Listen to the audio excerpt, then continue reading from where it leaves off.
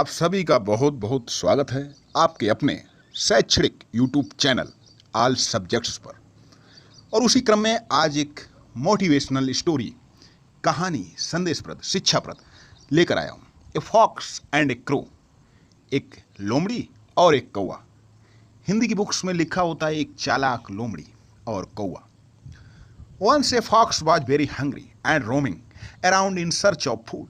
एक बार की बात है, एक लोमड़ी थी भूखी बहुत ज्यादा, एंड रोमिंग अराउंड, इधर उधर भटक रही थी टहल रही थी, घूम रही थी, इन सर्च ऑफ फूड, कि कहीं से कुछ खाने पीने की व्यवस्था हो जाए। लकली और सौभाग्य से, ओह किस्मत से, इट्स आ ए क्रो, उसने एक कौवे को देखा। ऑन ए ट्री, एक पेड़ पर, with a morsel in its beak, उसकी चोंच में एक टुकड़ा, एक रोटी का टुकड़ा। द फॉक्स वांटेड, लोमड़ी चाहती थी, दैट की बिट ऑफ फूड, उस भोजन का थोड़ा सा हिस्सा। वेरी बैडली, यानी कि बुरी तरह मारी मारी फिर रही थी कि कुछ भोजन मिल जाए, और वो लोमड़ी चाहती थी कि वो जो है भोजन का हिस्सा है वो मुझे मिल जाए। सो इट फ्लैटर्ड, उसने चापलूसी करना शुरू कर दिया। The crow about its beauty, कौवे की सुंदरता के बारे में।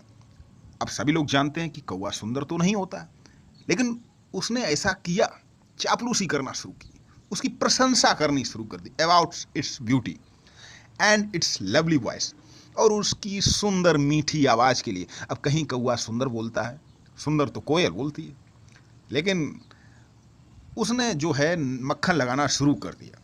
द फुलिश क्रो, और मूर्ख कौवा बिलीव्ड, विश्वास कर गया।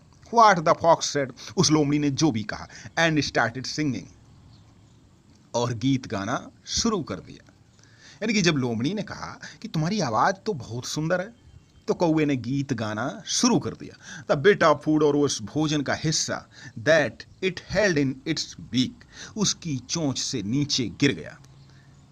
फेल टू द ग्राउंड, जमीन पर नीचे गिर गया, जो वो पकड़े हुए थी अपनी चोंच में। Held in its beak, and the fox ate it up, और लोमड़ी वो खा गई।